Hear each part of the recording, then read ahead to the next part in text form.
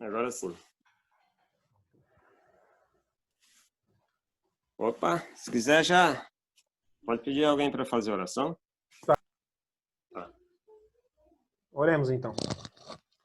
Senhor Deus, obrigado, Senhor, por mais um dia de vida. Obrigado pelo privilégio de mais uma vez estudar a Tua palavra, estudar o Apocalipse, estudar Daniel.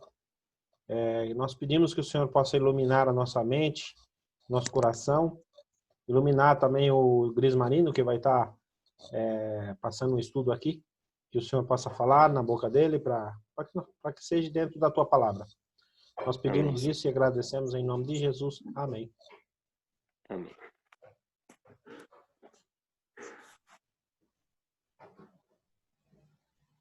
Meu cordial boa noite a todos. Nós estamos dando continuidade a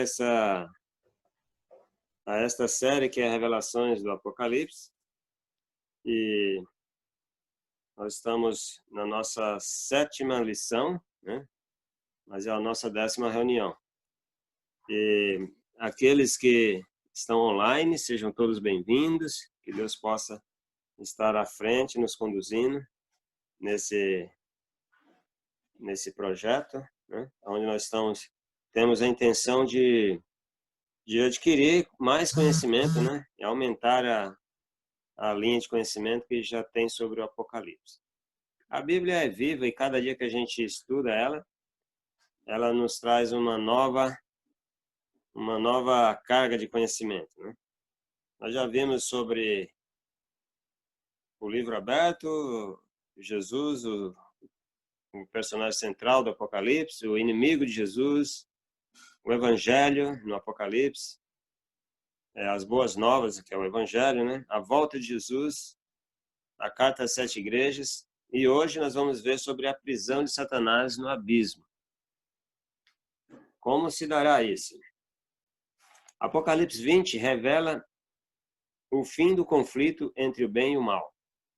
Satanás será aprisionado no fundo do abismo por 1000 anos.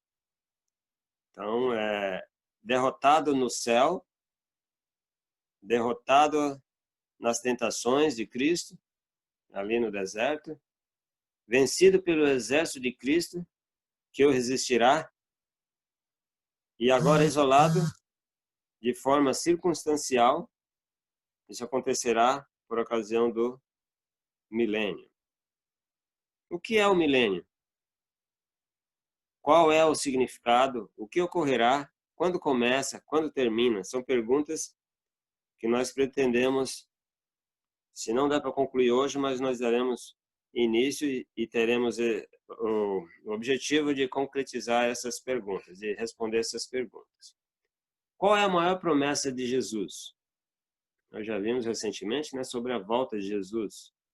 E ele diz na sua promessa: e quando eu for e vos preparar lugar, voltarei e receberei para mim mesmo, para que onde eu estou estejais vós também. Essa é uma promessa que nos enche de alegria. E ele ainda complementa em Apocalipse 1:7: eis que venho com as nuvens e todo olho o verá. Como se dará esse processo? E muitos dos que dormem no pó da terra ressuscitarão, uns para a vida eterna, outros para a vergonha e desprezo eterno. Aqui surge uma grande dúvida na mente de muitos cristãos, principalmente entre os adventistas, que é a respeito da ressurreição parcial. Vamos ver alguns versos que contribuem com esse pensamento. Jesus asseverou, ali durante o julgamento, esses dois evangelhos falam o mesmo sentido, praticamente a mesma coisa, repetem um o tema do outro.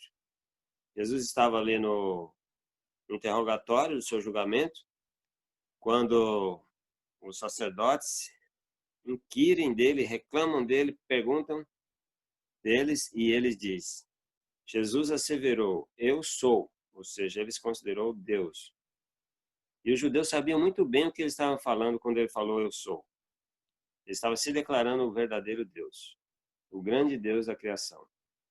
E ele diz: eu sou e vereis o Filho do Homem, agora se considera homem, assentado à direita do Poderoso e chegando com as nuvens do céu. Marcos 14, 62. Em Mateus já está um pouquinho, só acrescenta mais um detalhe. Ele fala, tu mesmo declaraste. E afirmou-lhes Jesus, ou seja, asseverou. Contudo, eu revelo a todos vós, chegará o dia em que vereis o Filho do Homem assentado à direita do Todo-Poderoso, vindo sobre as nuvens do céu. Então é uma promessa muito clara. Jesus falou que ele era Deus e afirmou que eles veriam o Filho do Homem, ou seja, o Deus homem, assentado à direita do Todo-Poderoso, vindo sobre as nuvens do céu. Isso não deixa dúvida que o Pai virá, Jesus do seu lado, na sua glória, como diz outro texto, e acompanhado de todos os seus anjos, numa comitiva que deixará o céu em silêncio por meia hora. Esse é o pensamento que nós temos a respeito do silêncio do céu. Eis que o Senhor Jesus vem com as nuvens e todo olho verá, até quando os transpassaram. Até quantos o transpassaram. Ali por ocasião da crucifixão de Jesus, aquelas pessoas que zombaram, aquelas pessoas, todos que estiveram envolvidos no julgamento de Jesus, os falsos testemunhos, os soldados que esbofetearam Jesus, e por fim aquele que transpassou com a lança o lado de Jesus, para conferir se ele estava morto. Aqui Apocalipse ele expressa de maneira muito clara, né? Que eles estariam presentes por ocasião da segunda vinda de Jesus. Como se dará esse acontecimento? É uma ressurreição especial. Os que ressuscitarão para a vergonha eterna, o texto de Apocalipse 6:16 diz assim. Essa é uma versão da King James, em português, que diz assim: então passaram a berrar para as montanhas e rochedos. O que eles vão berrar? Caiam sobre nós e oculte-nos da face daquele que se assenta no trono da ira do Cordeiro. Esse vai ser o comportamento daqueles que transpassaram Jesus por ocasião da sua crucifixão. Jesus que ressuscitam para a vida eterna, como Paulo, Ellen White, os que morreram na fé do terceiro anjo, os mártires e seus algozes, ou seja, as pessoas que mataram os mártires, os protestantes, e os que estiverem vivos por ocasião da segunda vinda de Jesus. Esses são todos os que verão todos os olhos aqui mencionados naquele primeiro texto. Mas agora Cristo ressuscitou dos mortos. Isso está em 1 Coríntios 15, versículo 20 ao 23. Veja só a sequência da ressurreição. Mas agora Cristo ressuscitou dos mortos e foi feito as primícias dos que dormem. Porque assim como a morte veio por um homem, também a ressurreição dos mortos veio por um homem. Porque assim como todos os homens morreram em Adão, assim também todos serão vivificados em Cristo. Essa afirmação nos deixa claro uma coisa: todos os seres humanos que viveram aqui na Terra irão ressuscitar por causa do sacrifício de Cristo. Todos que ouviram, todos que escutaram sobre Jesus, tiveram a oportunidade, os que já morreram, e os que estão vivos terão a oportunidade de escolher entre aceitar o seu sacrifício ou não, mas ressuscitarão por causa dos seus méritos. E Jesus comprou na cruz o direito de que todos ressuscitem. Agora, a liberdade de ressuscitar na primeira ou na segunda grande ressurreição será a escolha de cada um. Olha só que concretizando o último texto, no versículo 23. Mas cada um por sua ordem. Cristo, vírgula, as primícias, ponto e vírgula, depois os que são de Cristo na sua vinda. Portanto, as primícias dos mortos ressuscitarão nessa ressurreição parcial e se juntarão àqueles que ressuscitaram com Cristo por ocasião da crucifixão de Cristo. Quando Jesus bradou, os sepulcros se abriram e os corpos dos santos ficaram expostos. E eles ressuscitaram e foram para o céu com Jesus. Então há um grupo que é as primícias dos que dormem, mas esse número, de acordo com o Apocalipse, vai se completar. E eles ressuscitarão momentos antes, algum tempo antes da vinda de Jesus. Porque, segundo Ellen White, eles irão receber o seu galardão, verão a glória de Cristo, aqueles a quem anunciaram, a quem pregaram, e por quem muitos deles deram a sua vida. E, em contrapartida, aqueles que perseguiram, que mataram, eles irão ressuscitar também para ver a glória entregue àqueles que pregaram, a quem eles mataram e perseguiram. Esse assunto é muito interessante, porque esse texto aqui deixa muito claro que Cristo, depois as primícias, e depois os que são de Cristo, ou seja, na primeira grande ressurreição. Jesus voltará, e ele virá em grande glória, como nós já descrevemos aqui, sentado ao lado do Pai, e a glória do Pai exterminará os ímpios. Vamos ver como se dará isso. Entendendo as duas ressurreições. João 5, 28 e 29 diz assim: Não vos maravilheis disso, porque vem a hora em que todos os que se acham nos túmulos ouvirão a sua voz e sairão. Os que tiverem feito bem, para a ressurreição da vida, e os que tiverem praticado mal, para a ressurreição do juízo. A primeira ressurreição é a ressurreição para a vida. Em 1 Tessalonicenses 4, 13 a 16. Não queremos, porém, irmãos, que sejais ignorantes com respeito aos que dormem, porque não vos entristecedes, para que não vos entristeçais como os demais que não têm a esperança. Porquanto o Senhor mesmo, dada a sua palavra de ordem, e ouvida a voz do arcanjo e ressoada a trombeta de Deus, descerá dos céus, e os mortos em Cristo ressuscitarão primeiro. A continuação do texto: Bem-aventurado e santo é aquele que tem parte na primeira ressurreição. Sobre eles a segunda morte não tem autoridade, pelo contrário, serão sacerdotes de Deus e de Cristo, e reinarão com ele os 1000 anos. Então aqui não resta dúvida do período e como será isso. Os que forem salvos reinarão com Deus e serão sacerdotes de Deus e de Cristo, e reinarão com ele os 1000 anos. Então essa é a referência ao milênio, né? Quando é que o milênio começa?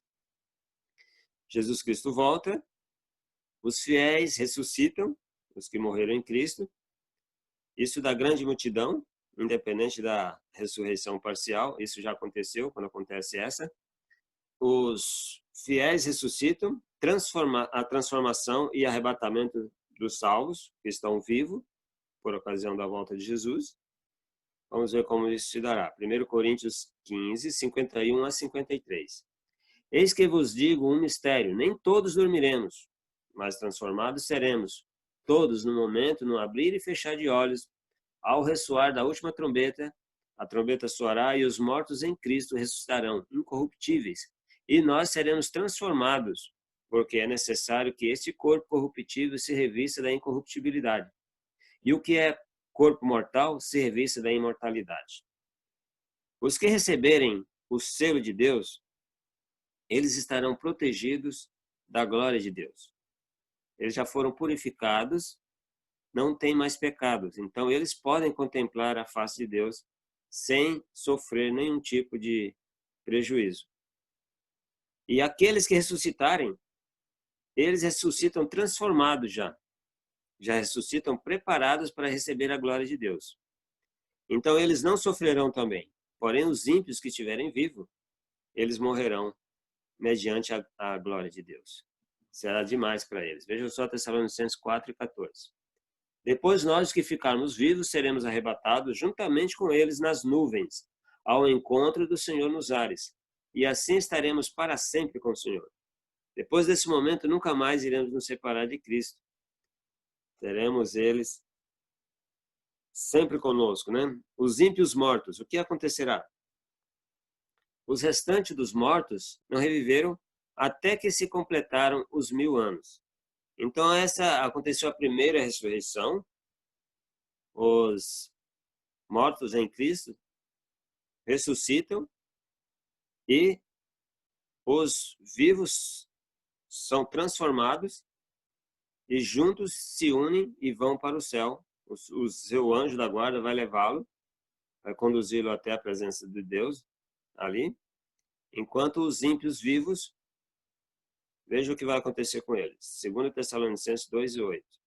E então será revelado o iníquo, a quem o Senhor desfará pelo assopro da sua boca e aniquilará pelo esplendor da sua vinda. Então o Senhor Deus irá aniquilar todos os ímpios com o resplendor da sua vinda. Jesus virá de surpresa como um ladrão, pois vós mesmos estáis inteirados com precisão de que o dia do Senhor vem como um ladrão, de noite. Quando andarem dizendo paz e segurança, eis que lhes sobrevirá repentina destruição, como vêm as dores do parto, a quem que está para dar à luz, e de nenhum modo escaparão. Então será uma situação que não haverá como escapar dessa tormenta. E como aconteceu nos dias de Noé, e veio o dilúvio e os consumiu a todos, assim será também a vinda do Filho do Homem. E o céu recolheu-se como um pergaminho, quando se enrola.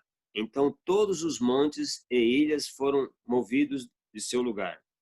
Os reis da terra, os grandes, os comandantes, os ricos, os poderosos e todos os escravos e todo livre, se esconderam nas cavernas e nos penhascos dos montes, e disseram aos montes e aos rochedos: caí sobre nós. E escondei-nos da face daquele que se assenta no trono e da ira do Cordeiro, porque chegou o grande dia da ira deles. E quem é que pode suster-se? Então veja só a conclusão desse texto. É muito significativo quando eles dizem: caí sobre nós, escondei-nos da face daquele que se assenta no trono e da ira do Cordeiro. Então aqui declara de maneira muito veemente, né, que Deus Pai virá, o que se assenta no trono, e o Cordeiro também virá. E eles identificam então esse como o grande dia do Deus Todo-Poderoso. Quem poderá se suster? E como ficarão os ímpios? Os ímpios que forem mortos pela glória de Deus, Pai, ficarão aos montes sobre a terra. Veja como Jeremias descreve essa situação. Os que o Senhor entregar à morte naquele dia se estenderão de uma a outra extremidade da terra. Não serão planteados, nem recolhidos, nem sepultados. Serão como esterco sobre a face da terra. Essa é a situação dos ímpios que estiverem vivos por ocasião da volta de Jesus. Os que estiverem mortos não ressuscitarão, mas os vivos ficarão nessa situação. Mortos, largados pela terra, porque não haverá quem possa recolher. O que acontecerá com Satanás? Então vi descer do céu um anjo, e tinha na mão a chave do abismo e uma grande corrente. Ele segurou o dragão, a antiga serpente, que é o diabo Satanás, e o prendeu por 1000 anos. Lançou-o no abismo, fechou-o e pôs selo sobre eles, para que não mais enganassem as nações até que se completassem os 1000 anos. Depois disso, é necessário que ele seja solto um pouco de tempo. Então, recapitulando, a terra ficará vazia. Ainda em Jeremias, no capítulo 4, versículo 23 a 27. Olhei para a terra, e ei-la sem forma e vazia, para o céu, e não tinham luz. E olhei para os montes, e eis que tremiam, e todos os alteiros estremeciam. Olhei, e eis que não havia homem nenhum, e todas as aves do céu haviam fugido. Olhei ainda, e eis que a terra fértil era um deserto, e todas as suas cidades estavam derribadas diante do Senhor, diante do furor da sua ira. Pois assim diz o Senhor: toda a terra ficará assolada.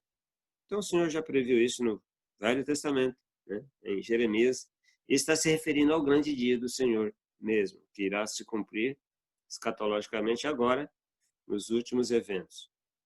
Vamos ver aqui então nossa cronologia dos eventos por ocasião onde se dará início ao milênio. Então veja só, a volta de Jesus, nós temos aqui os textos referentes à ressurreição dos justos. Os justos vivos são transformados e arrebatados. Os ímpios vivos serão mortos. Satanás é preso e a terra fica desolada. Então nós vamos para o céu. Os justos, os mortos que morreram em Cristo e ressuscitaram, os que ressuscitaram na ressurreição especial e contemplaram a vinda de Jesus. Por que a ressurreição especial é considerada? É porque a segunda vinda de Jesus, o Pai virá do seu lado com toda a glória e majestade. E acontecerá tudo o que foi previsto para aqueles que transpassaram Jesus e os que perseguiram. Porém, na terceira vinda de Jesus, Jesus virá na cidade santa. Será de outra forma. Então é por isso que nós acreditamos nessa ressurreição parcial. Uma ressurreição que vai ressuscitar alguns, porque o texto de Daniel não diz que todos ressuscitarão, mas muitos ressuscitarão. E desses muitos inclui esses dois grupos. Os que ressuscitam para a vergonha eterna e os que ressuscitam para a vida eterna, porque esses não morrerão mais. Então, quando formos adentrar nos portais celestes, após uma semana de viagem, né? Como descreve a Pena Inspirada, nós teremos algumas surpresas lá no céu. A primeira vai ser eu estar lá. Para mim já vai ser se eu estiver lá, vai ser uma surpresa maravilhosa estar lá no céu, porque eu sei que eu não mereço. Mas se eu for alcançado pela graça de Cristo e receber a salvação, eu ficarei surpreso de estar lá. Outra surpresa vai ser não ver aqueles que eu julgava vê-los, com certeza. Eu imagino hoje que algumas pessoas estarão no céu pela vida que tiveram aqui, pela maneira com que viveram, e eu tenho certeza então disso. Porém, algumas surpresas que estão reservadas, será uma delas essa. Quem eu julgo que estaria no céu, alguns não estarão. A outra surpresa é aqueles que eu tinha certeza que não estariam no céu, e alguns deles estarão. Então vai ser algo muito intrigante para alguns, né? Mas tudo será esclarecido, né? O que é que nós iremos fazer no céu? Agora vamos fazer aquela troca que eu tinha prometido para o Marcos. Mencionamos aqui sobre a luz menor, que é a pena inspirada, e a luz maior, que é o que está na Bíblia. Nós vamos considerar o que está na Bíblia, para que ninguém se preocupe com as fontes. Salmos 50, versículo 6. Os céus proclamam a justiça dele, pois Deus mesmo é juiz. Eclesiastes 12, 14. Porque Deus há de trazer a juízo toda obra, até tudo que está encoberto, quer seja bom, quer seja mal. Em Mateus 10, 26, diz que, portanto, não os temais, porque nada há encoberto que não haja de ser descoberto, nem oculto que não haja de ser conhecido. Antes mesmo de formar um tribunal, agora vamos fazer uma comparação com o juiz já começa a trabalhar. É de sua responsabilidade, ao receber a denúncia, instruir o processo, ouvir as testemunhas e colher as provas, propor um acordo, e só após esses passos o magistrado avalia se o caso deve ou não ser encaminhado ao tribunal de júri, na vara apropriada e com o juiz correto para julgar o caso que a ele foi apresentado. Primeiro ele tenta um acordo e depois ele dá sequência se não houver um acordo. O juiz poderá finalizar o processo definindo um ganhador da causa sem que seja necessária a formação de uma corte de jurado.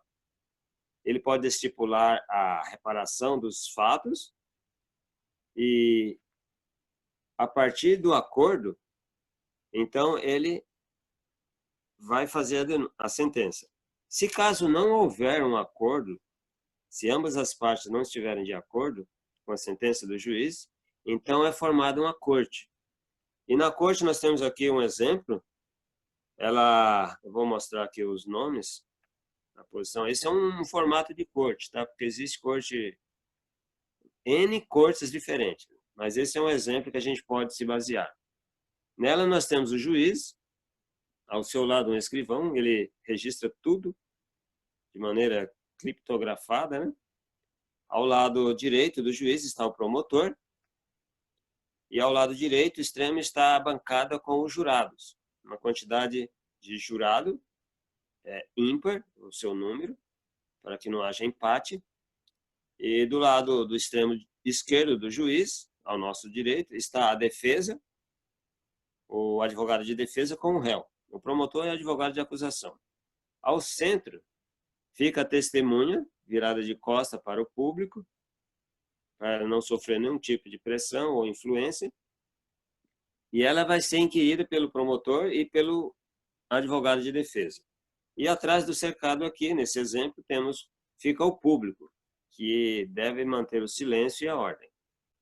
Eu vou usar um exemplo aqui como ilustração. Esse aqui é O.J. Simpson, um caso real que aconteceu nos Estados Unidos. Ele está aqui com a sua esposa, nessa ocasião. O.J. Simpson era um astro na época. Ele era de grande destaque, ele jogava futebol, beisebol, né? E era um astro de primeira grandeza. Ele era convidado para todo tipo de festa. Na festa que tivesse O.J. Simpson e a sua esposa, era sucesso, né? De mídia e sucesso para a festa. Mas ele, num belo dia, foi acusado, né? Um dos mais marcantes julgamentos ocorridos nos Estados Unidos, que durou aproximadamente 1 ano. Então, cada dia se estendia uma nova polêmica, cada período uma nova polêmica. Ele foi acusado de matar a sua ex-esposa e o namorado que ela tinha por ocasião do crime. Então, eles foram mortos brutalmente e O.J. Simpson foi a primeira suspeita. Foi considerado um suspeito pelas forças policiais. Muitas provas estavam confirmando a condenação de O.J. Simpson. Muitas coisas estavam contra ele. Mas no dia do veredito final, ele estava torcendo e, para a sua alegria, ele foi absolvido. Em contrapartida, os pais das vítimas, dos filhos assassinados, eles ficaram de boca aberta sem entender como poderia chegar a este veredito. O.J. Simpson comemorou junto com seus advogados e amigos. Porém, esse veredito muito questionado não teve uma repercussão positiva para O.J. Simpson frente à sociedade. A sociedade condenou O.J. Simpson, embora no julgamento ele tenha sido absolvido. Numa controvérsia, fica difícil a ideia de alguém vencer no tribunal se o acusado for o próprio juiz. Então, se alguém tem uma queixa contra alguém, contra outra pessoa, e vai ao tribunal para levar a sua queixa, e quando chega lá, quem é o juiz? O juiz é a própria pessoa que está sendo acusada. Então, não tem como a pessoa sequer alimentar a possibilidade de que a justiça seja feita, porque, principalmente aqui na Terra, seria um julgamento injusto. Mas veja só o que Deus fez. Qual a atitude divina? Está em Deuteronômio 19:17. Então aqueles 2 homens que tiverem a demanda se apresentarão perante o Senhor e diante dos sacerdotes e dos juízes que houverem naqueles dias. Então o Senhor Deus tem uma visão, mas ele não impõe as suas regras. Ele dá o direito a juízes, a pessoa, ser humano, julgar os méritos entre um e outro. É por isso que Jesus, veja só que está registrado em João 5:22. Porque o Pai a ninguém julga, mas deu ao Filho todo o julgamento. Ok? Esse texto fica claro e ele é confirmado aqui no livro de Atos dos Apóstolos, no capítulo 17, versículo 31. Portanto, determinou um dia em que, com justiça, há de julgar o mundo, por meio do varão que para isso ordenou. E disso tem dado a certeza a todos, ressuscitando dentre os mortos. Então, esta afirmação deixa claro que o Deus Pai não entra em julgamento. Ele não julga ninguém, mas ele reservou esse direito ao seu Filho. E aqui em Atos diz que este varão, que é Jesus, ele foi ressuscitado com este e para esse objetivo, julgar o mundo. Bom, então nós vamos encerrar e daremos continuidade na próxima reunião. Vou fazer uma oração para finalizar.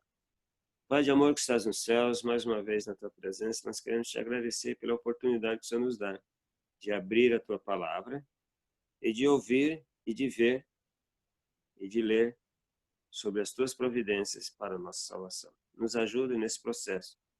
Essas bênçãos nós pedimos e agradecemos em nome de Jesus. Amém, Senhor. Jesus.